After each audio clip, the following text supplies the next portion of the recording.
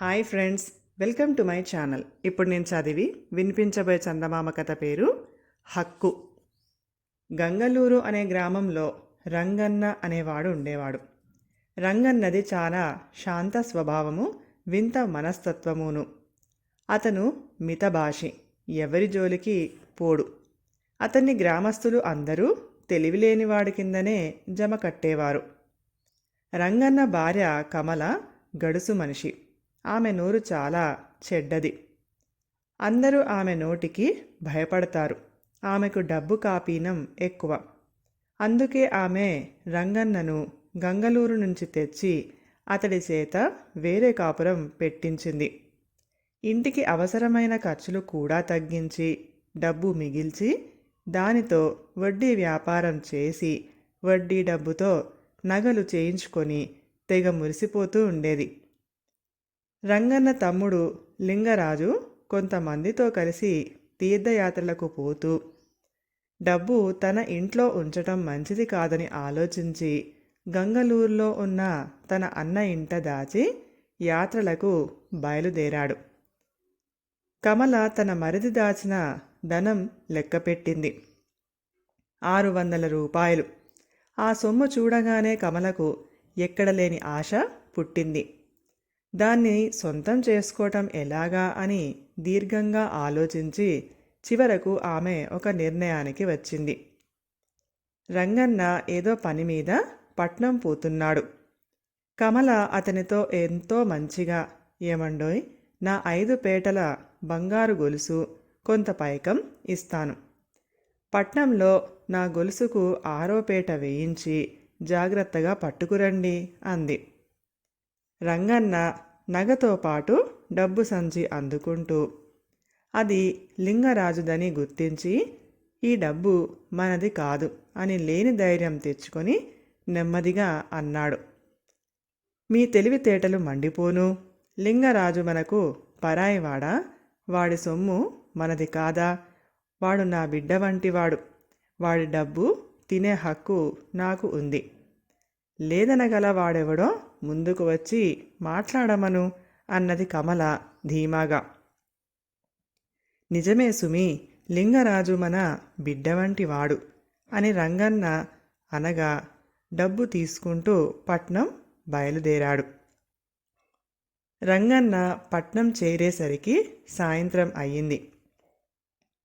అతను బాగా అలసిపోయి విశ్రాంతి కోసం దాపులనున్న సత్రంనకు వెళ్ళాడు. అక్కడ లింగరాజు కనిపించేసరికి రంగన్నకు ఎక్కడలేని ఆశ్చర్యం కలిగింది. అటువైపు వరదలు వచ్చాయి, దారి లేదు. అందుచేత ఇంటి ముఖం పట్టాం.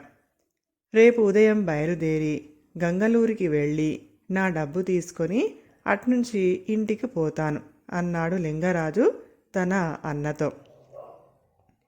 డబ్బు కోసమే అయితే గంగలూరు వెళ్ళక్కర్లేదు. డబ్బు నా దగ్గరే ఉంది. కానీ ఆ డబ్బు మీ వదినే తీసుకున్నది.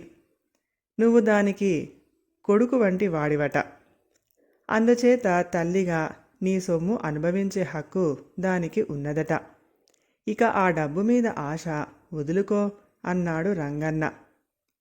ఎంతో కాలం కష్టపడి పోగు చేసి భద్రంగా దాచిన డబ్బు ఇలా పోయిందే అన్న బాధతో లింగరాజు కళ్ళ నీళ్ల పర్యంతం అయ్యాడు. తమ్ముడి స్థితి చూసి రంగన్నకు జాలి పుట్టుకొచ్చింది. కమల మాట జవదాటడం ప్రమాదమని అతనికి తెలుసు. కానీ ఎలాగైనా తమ్ముడికి డబ్బు పోయిందన్న బాధ కలగకుండా చూడాలి. ఎలా? అకస్మాత్తుగా రంగన్నకు మెరుపులాంటి ఆలోచన వచ్చింది. విచారించకు తమ్ముడు, నీకు తల్లి వంటి వదినే నీ డబ్బు తిన్నది గాని పైవాళ్లేమీ పట్టుకుపోలేదు కదా. ఆమె కొడుకుగా ఈ నగ తీసుకునే హక్కు నీకు ఉంది. అందుచేత నువ్వు ఈ నగ తీసుకో అంటూ ఆ నగ తమ్ముడికి ఇచ్చి రంగన్న మర్నాడే గంగలూరికి తిరిగి వచ్చాడు.